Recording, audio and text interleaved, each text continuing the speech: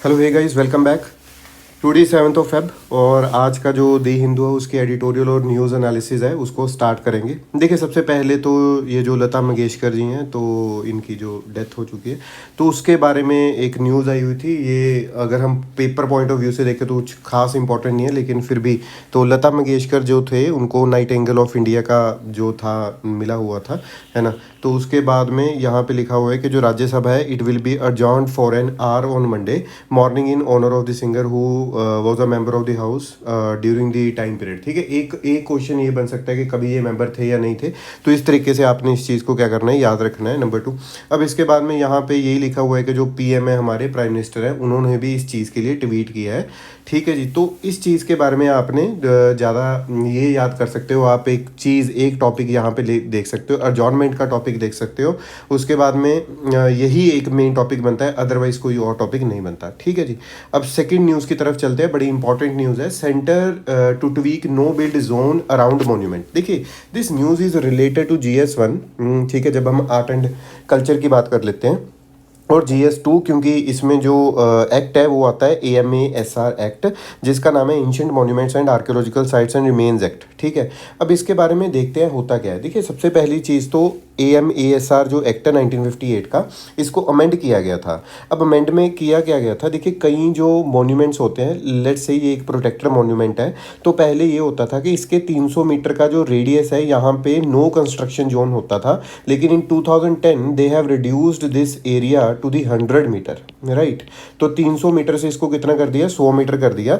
अब इसका जब रेडियस कम कर दिया, अब सेंटर सरकार क्या बोल रही है, अभी के लिए फिलहाल क्या न्यूज़ है कि जो 100 मीटर रेडियस है ये सेंट्रली जो around the centrally protected monument जो जहाँ पे कंस्ट्रक्शन प्रोहिबिटेड है उसको हम रिप्लेस करेंगे with the site specific limit. Site specific limit का मतलब कोई एक्सपर्ट कमेटी जाएगी वहाँ पे जाके देखेगी कि कौन सी चीज़ सही है, कौन सी चीज़ करनी चाहिए या कौन सी चीज़ नहीं करनी चाहिए। क्लियर।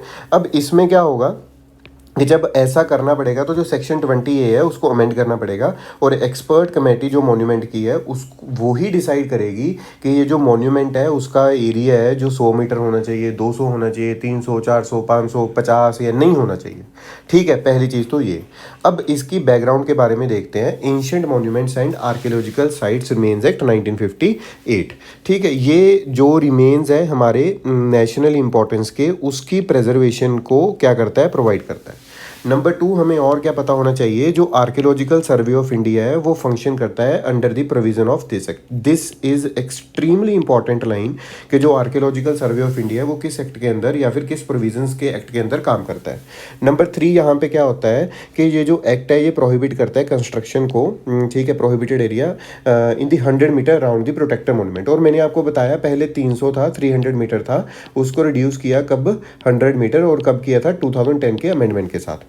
अब आगे क्या चीज़ आती है, ये देखिएगा कि द सेंट्रल गवर्नमेंट इसको एक्सटेंड कर सकती है प्रोहिबिटेड एरिया बियॉन्ड 100 मीटर। मतलब ये क्वेश्चन पूछ सकते हैं कि यार ये रिस्पॉन्सिबिलिटी या फिर ये पावर किसके पास है, तो आपको पता होना चाहिए this power lies with the central government only, right. इस चीज़ को आपने प्रॉपर तरीके से याद रख लेना, इसको भूलना नहीं है। अब आगे कुछ आइकॉनिक मॉन्यूमेंट्स है, जैसे ताजमहल, अजंता केव्स हो गए, ग्रेट स्तूपा हो गया सांची वाला, सन टेम्पल हो गया कोणार्क का। This is extremely important, sun temple. ठीक है, आपने कमेंट सेक्शन में बताना कितने सन टेम्पल है हमारे इंडिया में। ठीक है, और ये क्यों इंपॉर्टेंट है, एक बार PM मोदी ने सन टेम्पल की जो वीडियो है वो ट्वीट किया था। ठीक है, so this topic is extremely important, आपको पता होना चाहिए। अब आर्कियोलॉजिकल जो सर्वे ऑफ इंडिया, मैंने पहले भी बोला, ये कस्टोडियन है इन सारे मॉन्यूमेंट्स का। अब इसमें होता क्या है कि जो नेशनल मॉन्यूमेंट अथॉरिटी है वो रिकमेंडेशन बना सकती है किस चीज़ के लिए, construction for the public work. ठीक है, टू दी सेंट्रल गवर्नमेंट। अगर कोई पब्लिक वर्क करवाना है, सेंट्रल गवर्नमेंट को रिकमेंडेशन देगी। अगर सेटिस्फाई हो रहा है कि कोई भी रीजनेबल पॉसिबिलिटी नहीं है कि अगर वो कंस्ट्रक्शन कर रहे हैं outside the prohibited area. Clear बात। अब इस चीज़ के लिए आपने ध्यान रखना है कि एक इस तरह का पब्लिक वर्क सेंट्रल गवर्नमेंट को वो रिकमेंड कर सकती है नेशनल मॉन्यूमेंट अथॉरिटी, अगर उनको लग रहा है कि वो जो आउटसाइड एरिया है वहाँ पे रीजनेबल पॉसिबिलिटी बनी नहीं रही काम होने की, तो वो अंदर काम करना ही पड़ेगा। क्लियर है बात। तो ये तो हमारी सेकंड न्यूज़ थी, एक्सट्रीमली इंपॉर्टेंट, आपने इस चीज़ को याद रखना है। देखिए पहले 300 मीटर था, फिर हमने 100 मीटर की बात की, फिर हमने पता चला कि जो सेंट्रल गवर्नमेंट है वो एक्सटेंड भी कर सकता है, फिर हमें पता चला कि इस नो कंस्ट्रक्शन जोन में कंस्ट्रक्शन हो सकती है पब्लिक वर्क की अगर नेशनल मॉन्यूमेंट अथॉरिटी बोल देगी। और अभी की फ़िलहाल जो लेटेस्ट न्यूज़ हमने क्या बताया मैंने आपको कि ये जो रेडियस है ना, ये जो लेटेस्ट न्यूज़ है आपने याद रखनी है कि एक्सपर्ट कमेटी ही बताया करेगी 100 मीटर होना चाहिए कितना होना चाहिए। ठीक है जी। तो AMASR एक्ट के बारे में आपको आई होप आपको समझ में आया होगा। आगे देखते हैं। आगे एक न्यूज़ है, this is also related to GS2 का जो सेक्शन है, मतलब यहाँ पे आप लगा के चलो दिस पॉलिटी, ठीक है, पॉलिटी एंड गवर्नेंस का ये सेक्शन है नंबर 1। नंबर 2 एक इंटरनल सिक्योरिटी का भी हम पॉइंट ऑफ व्यू यहाँ पे रख सकते हैं, internal security belongs to GS3। अब आगे चलिएगा, त्रिपुरा के बरू जो पीपल है उनके बारे में दिया गया है, और इनका जो दूसरा नाम है बरू का वो है रियांग, ठीक है, REANG रियांग।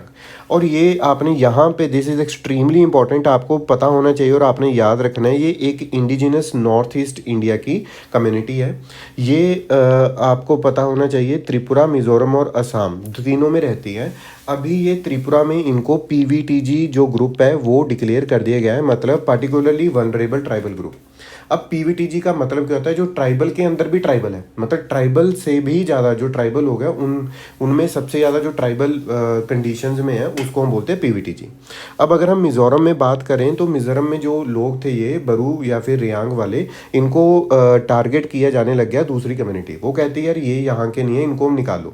अब ये जो बेचारे लोग हैं रिलीफ कैंप में रहना इन्होंने स्टार्ट कर दिया त्रिपुरा में, क्योंकि देखिए ना एथनिक क्लैशेज होगी, और 37,000 जो बरू हैं वो मतलब ये मिज़ोरम से भाग के कहाँ पे चले गए, रिलीफ कैंप्स इन दी त्रिपुरा। अब होता क्या है, जून 2018 में जो कम्युनिटी लीडर्स हैं बरू कैंप्स के, वो एग्रीमेंट साइन करते हैं सेंटर के साथ और 2 स्टेट्स के साथ, और वहाँ पे बोला जाता है कि हम आप लोगों को मिज़ोरम में वापस भेज रहे हैं। लेकिन सभी जो लोग थे वहाँ पे उन्होंने इस जो एग्रीमेंट था इसको क्या कर दिया, रिजेक्ट कर दिया। उसका रीज़न क्या था, वो कहते हैं यार भाई वहाँ पे जाते हुए डर लग रहा है, बड़े खतरनाक लोग हैं। अब अभी क्या हो रहा है, जो कैंप रेजिडेंट्स हैं that agreement did not guarantee their safety in Mizoram, कहते हैं या तो हमें सेफ्टी, जैसे मैंने बोला कि डर लग गया उनको, है ना। फिर उसके बाद में एक चीज़ आती है, एक अकॉर्ड हुआ recently, this accord is extremely important, आपको ये याद रखना है, क्वाड्री पार्टाइट अकॉर्ड।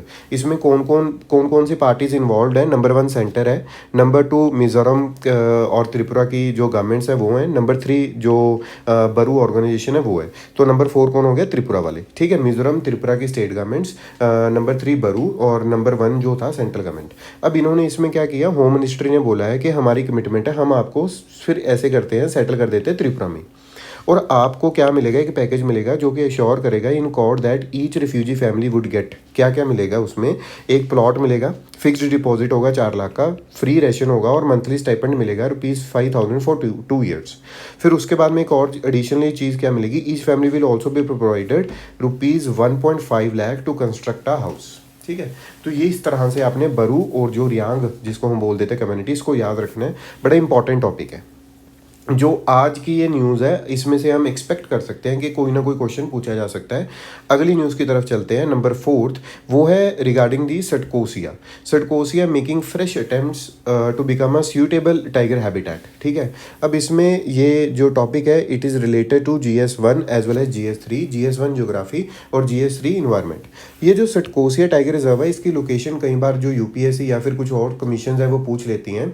तो सटकोसिया है जो ये Bhubaneswar comprises 2 adjoining sanctuaries of central Odisha named as Sitkosia Gorge Sanctuary and Baisi Pali Sanctuary। ठीक है, तो 2 चीज़ें आपने ये याद रखनी है। अब ये जो 2 सेंचुरीज है टुगेदर कवरिंग एन एरिया, और ये नोटिफाइड टाइगर रिजर्व ये दिसंबर 2007 में आएगा। फिर उसके बाद में lying in the transitional zone extending between Chota Nagpur plateau and Deccan plateau. ठीक है, तो इसमें क्या क्या आ रहा है, एक तो छोटा नागपुर प्लेटू हो गया, प्लस हो गया यहाँ पे डेक्कन प्लेटू। ठीक है, और ये जो टाइगर रिजर्व है ये एग्जिबिट करता है endemic life forms both biotic provinces. ठीक है, अब यहाँ पे कई बार हमें ये भी देखने को मिलता है कि जो कमीशन है, पहले तो आपको ये समझ में आ गया होगा सटकोसिया है कहाँ पे, 2 सेंचुरीज की हमने बात किया, टाइगर रिजर्व की बात कर ली, ट्रांजिशनल जोन है छोटा नागपुर प्लेटू और डेक्कन प्लेटू। फ्लोरा एंड फोना की हम अगर बात करें, यहाँ पे मॉइस्ट डेसिडियस फॉरेस्ट मिलेगा, ड्राई डेसिडियस फॉरेस्ट मिलेगा और मॉइस्ट पेनिनसुलर साल फॉरेस्ट मिलेगा। इसका भी कई बार क्वेश्चन पूछ रहे थे, इस तरह के क्वेश्चन आ जाता है कि अगर आप कहीं पे जा रहे हो, आपको ये चीज़ देखने को मिल रही है तो क्या है, ठीक है। अब टाइगर हो गया, ठीक है, लेपर्ड, एलिफेंट, गौर और स्लॉथ बियर, यहाँ पे हमें मतलब मैक्सिमम जो इंपॉर्टेंट वाले हैं ये देखने को मिलते हैं। तो आपने सिटकोसे टाइगर रिजर्व के बारे में याद रखना है कहाँ पे और किस किस तरह से जो सेंचुरीज है वो ज्वाइनिंग है, प्लस ये याद रखना है जो ट्रांजिशनल जोन है ये डेक्कन अपना डेक्कन प्लेटू और छोटा नागपुर प्लेटू का। फोर्थ न्यूज़ तो ये थी। फिफ्थ न्यूज़ की तरफ चलते हैं, एडिटोरियल है। आपने सुना होगा कि भाई कर्नाटका में जो स्टूडेंट्स हैं, कई जो लड़कियां हैं वो हिजाब जो है वो जहाँ बांध के जा रही थी, उस पर एक बड़ा मसला बना हुआ है, इशू बना हुआ है। तो उसके बारे में देखिए ना, ये उसमें इतना कुछ खास इंपॉर्टेंट नहीं लिख रखा अपने ये जो एडिटोरियल है, लेकिन इसमें हम इसको अच्छे वे से करते हैं। अब देखिए कॉन्टेक्स्ट क्या था, और मैंने इसका टॉपिक का नाम क्या रखा है, फ्रीडम ऑफ रिलीजन। ठीक है जी, फ्रीडम ऑफ रिलीजन में इस टॉपिक का नाम रखा है राजी। इसको ध्यान से समझिएगा, पूरा प्रॉपर एडिटोरियल इसका डिस्कस कर रहा हूँ मैं। देखिए 6 स्टूडेंट थे, वो बैन कर दिए जाते हैं from entering a college in Karnataka Udupi district. उन्होंने वियर किया होता क्या, हिजाब। अब हिजाब होता क्या है, a head covering worn in public by some Muslim women, मतलब वो जो अपने हेड को कवर करती हैं, फेस भी थोड़ा कवर होता है, बीच में से दिख रहा होता है, तो वो हिजाब है। ठीक है जी। अब ये जो इशू है ये किस चीज़ पे अपना जो है रिलेटेड है, फ्रीडम ऑफ रिलीजन। मैंने आपको पहला बताया, तो GS2 का ये पार्ट हो गया जी, फ्रीडम ऑफ रिलीजन। मतलब GS2 का पार्ट हो गया, मतलब किसका, पॉलिटी एंड गवर्नेंस का। ये जो चीज़ है ये पार्ट होगी पॉलिटी एंड गवर्नेंस की। और ये उसके बाद में क्या आ गया कि वो उन्होंने लिखा हुआ है कि फ्रीडम ऑफ रिलीजन है, ये राइट है टू वियर अ हिजाब इज़ कॉन्स्टिट्यूशनली प्रोटेक्टेड और नॉट। इस चीज़ को हम डिस्कस करेंगे। पहली चीज़ तो आपको ये थोड़ी थोड़ी चीज़ें पता होनी चाहिए, या फिर पता होंगी, नहीं पता तो यहाँ पे मैं बताऊँगा कि how is religious freedom protected under the constitution. जो आपके रिलीजन जो आपको फ्रीडम दे रहा है वो कॉन्स्टिट्यूशन कैसे प्रोटेक्ट कर रहा है। नंबर 1 आपको याद रखना है। आपको ना एक एग्जांपल देता हूँ छोटी सी। जो हमारी सिख भाईचारे के लोग हैं, जो सिख हैं, वो कृपान कैरी करते हैं, जो अमृतधारी लोग होते हैं ना, तो वो जो हैं कृपान अगर कैरी कर रहे हैं तो वो भी किसके अंडर कर रहे हैं, आर्टिकल 25 के अंडर। ठीक, इस चीज़ को आपने इस तरह से याद रखना है। पहली चीज़, आर्टिकल 25 क्लोज 1 क्या बोलता है, फ्रीडम ऑफ कंसाइंस है, राइट टू फ्रीली क्या क्या प्रोफेस हो गया, प्रैक्टिस हो गया और प्रोपागेट हो गया, किस चीज़ को, रिलीजन को करना है। ठीक है जी। अब ये जो राइट है ये गारंटी करता है नेगेटिव लिबर्टी। नेगेटिव लिबर्टी का क्या मतलब है कि जो स्टेट है उसको इंश्योर करना कि इस चीज़ में कोई ऑब्स्टेकल या फिर इंटरफेरेंस नहीं होनी चाहिए। ठीक है जी। लेकिन स्टेट रिस्ट्रिक्ट कर सकती है द राइट, ये वाला राइट को स्टेट रिस्ट्रिक्ट कर सकती है, ये एक्सेप्शन डाल दे यहाँ पे, on the grounds of public order, number 1, number 2 decency, number 3 morality, number 4 health, और नंबर 5 है अदर स्टेट इंटरेस्ट। क्लियर हो गया बात। तो आर्टिकल 25 क्लॉज 1 की मैं बात कर रहा हूँ यहाँ पे, प्रोफेस हो गया, प्रैक्टिस हो गया, प्रोपागेट हो गया, रिलीजन। ठीक, फिर उसके बाद में नेगेटिव लिबर्टी की यहाँ पे मैंने बात किया, और ये सारी चीज़ें हमने देखी। इसमें हम सबसे पहली चीज़ देखते हैं फ्रीडम ऑफ कंसाइंस है क्या। ये इनर फ्रीडम है इंडिविजुअल बंदे की, कि वो अपना जो रिलेशन है वो मोल्ड कर सकता है गॉड के साथ में और क्रिएचर के साथ में जैसे वो चाहता है। ठीक है, नंबर 1। Number 2 profess. प्रोफेस का मतलब कि डेक्लरेशन करनी है अपने बिलीव्स की ओपनली एंड फ्रीली, आपको कोई रोकेगा नहीं। Number 3 right to practice. Practice का मतलब कि किस तरह से आप अपनी मतलब वर्शिप कर रहे हो, है ना, ये हो गया रिलीजियस वर्शिप हो गया, रिचुअल्स हो गया, किस तरह से आपने मनाने हैं, सेरेमनीज हो गया, exhibition of beliefs and ideas. तो आपको ये राइट्स हैं। ठीक है, right to propagate, transmission and dissemination of one's religious belief to others और exposition of the tenets of one's religion. ठीक है जी। तो अपने रिलीजन को फैलाना है, आपने बताना है किसी को, तो आप बता सकते हो, लेकिन इसका मतलब ये नहीं है कि भाई आपका राइट है कि आप राइट टू कन्वर्ट भी कर सकते हो। ठीक है, इसमें ये भी चीज़ याद रखनी है, नो राइट टू कन्वर्जन। आप इन्फ्लुएंस कर रहे हो जानबूझ के और कन्वर्ट करवा रहे हो रिलीजन को, ये बिल्कुल भी अलाउड नहीं। अब हम बात करते हैं कि ओवर द ईयर्स, काफ़ी टाइम पहले या काफ़ी टाइम तक हम यही देख के आ रहे हैं, जो सुप्रीम कोर्ट है उसने कुछ प्रैक्टिकल टेस्ट निकाले और डिटरमाइन करने के लिए कि कौन सी रिलीजियस प्रैक्टिसेस हैं जो कि जो लोग हैं वो कॉन्स्टिट्यूशनली प्रोटेक्टेड है और जिसको कईयों को इग्नोर किया जा सकता है। ठीक है जी। तो ये जो चीज़ है सुप्रीम कोर्ट ने बताई किस में थी, शिरूर मत केस था। ये बड़ा इंपॉर्टेंट है, आपने याद रखना है। 1954 में एक केस आया था, शिरूर मत केस, उसमें बताया गया था कि जो रिलीजन है it will cover all the ritual and practices integral to a religion, लेकिन जो इसेंशियल रिलीजियस प्रैक्टिसेस हैं वो बताने के लिए एक टेस्ट करेगा, और वो कौन करेगा? Supreme court. ठीक है जी। अब लीगल एक्सपर्ट्स ने ना सुप्रीम कोर्ट को या फिर जुडिशरी को ये भी बोला था, यार क्यों पंगे ले रहे हो बीच में जाके, क्योंकि ये आपका एरिया ही नहीं है, ये आपका काम ही नहीं है।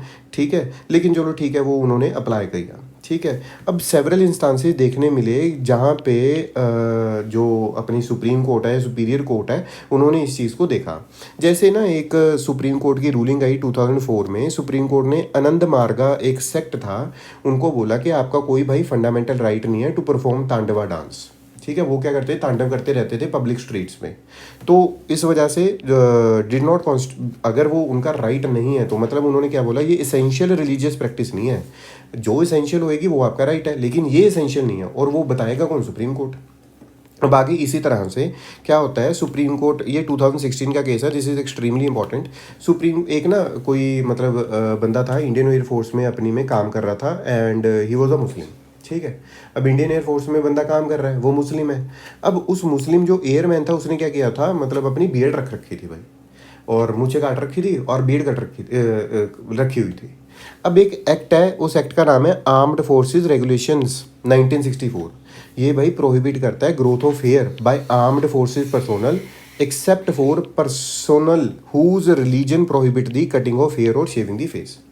तो कोर्ट ने बोला कि भाई इस्लाम में ऐसा नहीं लिखा हुआ कि आपको बाल रखने ही रखने हैं।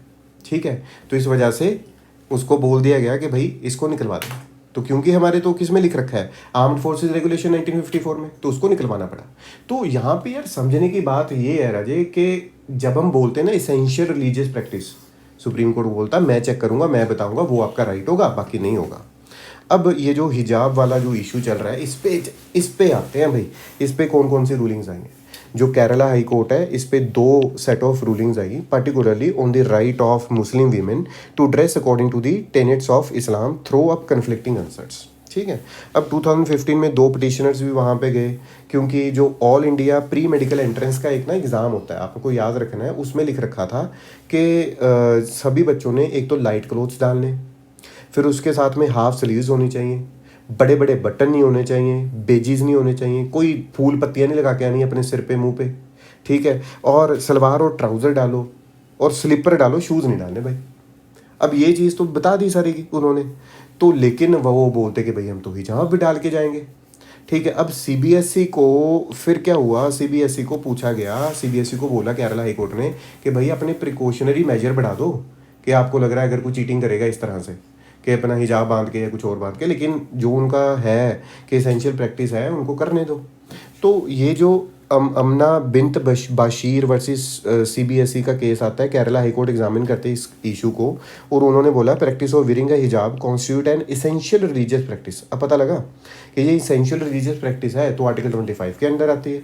तो इस वजह से, और but did not quash the CBSE rule. लेकिन जी देखने को पता क्या मिला, अब देखो ना हाई कोर्ट ने क्या किया, सीबीएसई का भी रख ली, सीबीएसई के रूल को भी नहीं मना किया, और उनको भी बोल दिया कि आप वियर करो। अब ये तो ये बात होगी कि भाई वो अगर जाएंगे वहाँ पे रोका जाएगा, लेकिन हम रोक नहीं रहे, है ना। मतलब मैं क्या बोल सकते हैं इस चीज़ में, तो एक एडिशनल मेजर या सेफगार्ड होना चाहिए इन चीज़ों से बचने के लिए, अगर सीबीएसई की जहाँ तक हम बात करें। तो ये जो कर्नाटका के इशू है, मैंने अभी आपको बताया कि किस तरह से चल रहा है, और ये सारा इसमें यही कुछ लिखा हुआ है, इस मतलब ये जो संजय हेगड़े जी ने एडिटोरियल लिखा है, तो हमने ये प्रॉपर डिस्कस किया है, इसको आप नोट डाउन भी कर सकते हो। ठीक है, आगे चलते हैं एडिटोरियल की तरफ। अगला एडिटोरियल है India's return to Central Asia, GS2 का पार्ट रहेगा, इंटरनेशनल रिलेशंस का पार्ट रहेगा। वापस आ चुके हैं भाई सेंट्रल एशिया में, मोदी जी बैठे हैं, आप देख रहे हो मीटिंग चल रही है, और मीटिंग में क्या होता है देखते हैं। अब यहाँ पे आप देखिएगा ये मीटिंग किसने अटेंड की थी, मैंने यहाँ पे टिक लगा रखी है। नंबर 1 तो कजाकिस्तान हो गया, नंबर 2 यहाँ पे किर्गिस्तान है, नंबर 3 यहाँ पे नंबर 3 ताजिकिस्तान है, नंबर 4 उज़्बेकिस्तान है, नंबर 5 तुर्कमेनिस्तान है। देखिए इसमें मैक्सिमम जो फोकस था क्या था वो हम बातें करेंगे। ये first India central Asia summit था, एक्सट्रीमली इंपॉर्टेंट, याद रखिएगा। और ये मार्क किया हमने 30 years of diplomatic relations India और सेंट्रल एशिया के बीच में। इसमें आउटकम क्या हुई मीट की, नंबर 1 यहाँ पे आप याद रखिए, दिल्ली डिक्लेरेशन। इस मीटिंग की आउटकम क्या है, दिल्ली डिक्लेरेशन। इसमें हमें क्या पता चलता है, इंडिया ने एक्सप्रेस किया अपना कंसर्न कि लैंड ऑफ लैंड कनेक्टिविटी है बिटवीन इंडिया और सेंट्रल एशिया की लैंडलॉक्ड कंट्रीज़ में। हमने क्या बनाना है, इंडियन मतलब लीडर्स ने अनाउंस किया, फोकस क्या रहा कि सेंट्रल एशिया सेंटर बनाने हैं न्यू दिल्ली में।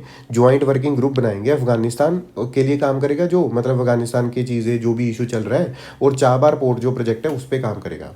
एक बात की गई तापी गैस पाइपलाइन प्रोजेक्ट की, इसके बारे में मैं आपको बताऊंगा होती क्या है, बाद में देखते हैं। अभी उन्होंने बोला कि अगर लैंडलॉक्ड कंट्रीज़ है और इंडिया या फिर कोई और कंट्री सेंट्रल एशिया तक नहीं पहुंच सकती, तो हमें कुछ ना कुछ तो करना पड़ेगा। तो इन्होंने बोला कि भाई जो चाबार पोर्ट है ना, जो कि मैनेज कर रही है इंडियन, और जो है हमारा INSTC मतलब international north south transport corridor through Bandar Abbas that is promoted by Russia and Iran, तो India can reach these landlocked countries. दो चीज़ें, चाबार पोर्ट की मैंने बात किया और INSTC की, जिसको कि प्रमोट किया था रशिया और ईरान ने। इन दो चीज़ों से हम कहाँ पे पहुँच सकते हैं, लैंडलॉक्ड जो कंट्रीज है सेंट्रल एशिया के, वहाँ तक। अभी जियो स्ट्रेटेजिक इंपॉर्टेंस क्या है सेंट्रल एशिया की, ये मेंस में क्वेश्चन आएगा। तो सेंट्रल एशिया पहली चीज़ तो स्ट्रेटेजिकली पोजीशन्ड है, एक्सेस पॉइंट है यूरोप और एशिया का, और ये एक्सटेंसिवली पोटेंशियल देता है हमें ट्रेड, इन्वेस्टमेंट और ग्रोथ करने का। इस चीज़ को आपने याद रखना है, TIG या फिर GIT, इसको आप याद रखिए। अभी central Asia is not a part of India's immediate neighbourhood, लेकिन हम ये जो कनेक्टिविटी है किस तरह से बन सकती है, मैंने पहली बात किया INSTC और चाबार पोर्ट, और ये बड़ा पैरामाउंटली इंपॉर्टेंट है चीज़, इसको करना चाहिए। जियो इकोनॉमिक इंपॉर्टेंस क्या है, यहाँ पे नेचुरल रिसोर्सेज बहुत ज़्यादा है, like crude oil, natural gas, gold, copper, aluminium, iron. तो इन चीज़ों को अगर हमने लेना है, अगर हमने यूज़ करना है, तो यहाँ पे हमें अच्छे तरीके से एक कनेक्टिविटी बढ़िया तरीके से बनानी पड़ेगी, तभी हम कर पाएंगे, otherwise it will be much difficult for us. अभी एक हमने ऊपर चीज़ किया INSTC के बारे में, वो होता क्या है, देखिए सितंबर 2000 में आया था ये। मैंने पहले ही बोला इंडिया, ईरान और रशिया ने ये इनिशिएट किया, ज़्यादा फोकस ईरान और रशिया ने किया था। अभी INSTC एग्रीमेंट को बिल्ड करने के लिए हमने कॉरिडोर बनाया। ये मल्टी मॉडल ट्रांसपोर्टेशन रूट है, मतलब रेलवे भी है, हाईवे भी है, सी रूट भी है, फलाना ढिमकाना सब किया हुआ है। तो ये लिंक करता है Indian Ocean and the Persian Gulf to the Caspian Sea via Iran and Saint Petersburg. ये 7200 किलोमीटर मल्टी मॉडल नेटवर्क है, ये मैंने आपको पहले बताया, शिप, रेल, रोड रूट, ठीक है। अभी ये रीजन्स कौन कौन से इन्वॉल्व है, India, Iran, Afghanistan, Azerbaijan, extremely important, याद रखना है, Russia, central Asia and Europe, ठीक है। तो ये सारा मैप भी यहाँ पे बना हुआ है, आप यहाँ पे देख सकते हैं। अभी तापी प्रोजेक्ट के बारे में भी मैंने बात किया था, तो इसको भी आपने याद रखना है। इसको इनॉग्रेट किया गया था 2015 में। ये एक नेचुरल गैस पाइपलाइन है और ये एशियन डेवलपमेंट बैंक ने बनाया, ठीक है। आप बताइएगा ADB का हेडक्वार्टर कहाँ पे है, ठीक है, कमेंट सेक्शन में जो बच्चे सुन रहे हैं इस चीज़ को। तो ADB का हेडक्वार्टर यू मस्ट नो, पहले बताया है एक वीडियो में, ठीक है। तो ये जो प्रोजेक्ट है, इंडिया पाकिस्तान की जो टेंशन चल रही है, अफगानिस्तान की सिचुएशन चल रही है, वहाँ पे प्रॉब्लम, इस वजह से प्रॉब्लम क्रिएट हो रही है। इसका मेन फोकस मतलब ये देखिए ना, वहाँ से तुर्कमेनिस्तान, इसमें अफगानिस्तान, पाकिस्तान, इंडिया, ये इस तरह से ये वहाँ से आ रही है। अभी तुर्कमेनिस्तान में बहुत ज़्यादा रिजर्व हैं, तो हमें सोर्स ऑफ एनर्जी मिल जाएगा, नंबर 1। नंबर 2, हमारा जो कॉम्पिटिटिव प्राइसिंग में एनर्जी मिलनी स्टार्ट हो जाएगी। सेंट्रल एशिया के साथ हमारे जो लिंक है, जो हमारा इंटरेस्ट है, उसको सिक्योर करेगा। अगली न्यूज़ की तरफ चलते हैं। ये 2 एडिटोरियल हमने बड़े डिस्कस किया अच्छे वे से। जो पैनल है उसने रीड्रॉ कर दिया all 5 Jammu and Kashmir Lok Sabha seats. GS2 का पार्ट है, अगेन पॉलिटी का पार्ट है, और इस चीज़ को देखते हैं। जिसके देखिए इसमें कौन सी कितनी कर दी, कौन सी कितनी नहीं कर दी, उस पर हमारा फोकस नहीं होना चाहिए। हमारा फोकस होना चाहिए डीलिमिटेशन पे। देखिए डीलिमिटेशन होता क्या है, ये एक्ट है और प्रोसेस है जिसमें हम फिक्स करते हैं लिमिट्स को और बाउंड्रीज को of territorial constituencies in a country to represent change in the population. जब पॉपुलेशन में चेंज आता है तो उसकी जो बाउंड्रीज है उसको लिमिट करते हैं, टेरिटोरियल कॉन्स्टिट्यूएंसीज को लिमिट करते हैं, ये डीलिमिटेशन है। डीलिमिटेशन में इक्वल रिप्रेजेंटेशन रहती है, इक्वल सेगमेंट्स ऑफ पॉपुलेशन को। ये फेयर डिवीजन है जोग्राफिकल एरियाज की। ये 1 वोट 1 वैल्यू पे काम करता है। डीलिमिटेशन को कैरी कैसे करते हैं, आर्टिकल 82 की अगर हम बात करें तो डीलिमिटेशन एक्ट हर एक सेंसस के बाद में आता है, पार्लियामेंट उसको इनेक्ट करता है। आर्टिकल 170 के अंदर क्या होगा, स्टेट्स को डिवाइड कर दिया जाता है। और अगर ये एक्ट एक बार फोर्स में आ गया तो जो यूनियन गवर्नमेंट है वो सेटअप करती है डिलिमिटेशन कमीशन। ठीक है जी। ये जो फर्स्ट डिलिमिटेशन एक्सरसाइज है ये कैरी आउट की थी by the president with the help of election commission इन 1951। ये कई बार कोई ना कोई स्टेटमेंट पूछी जा सकती है किसी भी स्टेट एग्जाम में या फिर यूपीएससी में भी। अब अगर हम बात करें जो डिलिमिटेशन कमीशन एक्ट है उसको हमने इनेक्ट किया था 1952 में। ये 4 बार हमने अभी तक बनाया है, 52, 63, 73 और 2002 में बनाया। अब क्या होता है, कोई डिलिमिटेशन नहीं हो पाई 1981 और 1991 सेंसस के बाद में। और डिलिमिटेशन कमीशन के बारे में क्या होता है, इसको अपॉइंट करते हैं प्रेसिडेंट। मैंने अभी आपको ऊपर बताया इनेक्ट पार्लियामेंट करेगा, लेकिन अपॉइंट कौन करेगा, president, in collaboration with the election commission of India. This is extremely important line, you must know, you must remember this. अभी कॉम्पोजिशन के बारे में बात करेंगे, ये भी बहुत इंपॉर्टेंट है। रिटायर्ड सुप्रीम कोर्ट जज रहते हैं, चीफ इलेक्शन कमिश्नर रहते हैं और रिस्पेक्टिव स्टेट इलेक्शन कमिश्नर्स। इसके फंक्शंस क्या क्या है, ये डिटरमाइन करता है number and boundaries of constituencies to make population of all the constituencies nearly equal. मतलब मैंने ऊपर भी बताया कि जो बाउंड्रीज हैं कॉन्स्टिट्यूएंसीज की, उसकी पॉपुलेशन को क्या करेगा, मतलब नियरली इक्वल करने की कोशिश करेगा। आइडेंटिफाई करेगा कितनी सीट्स चाहिए SC ST को रिजर्व करने के लिए। ठीक है जी।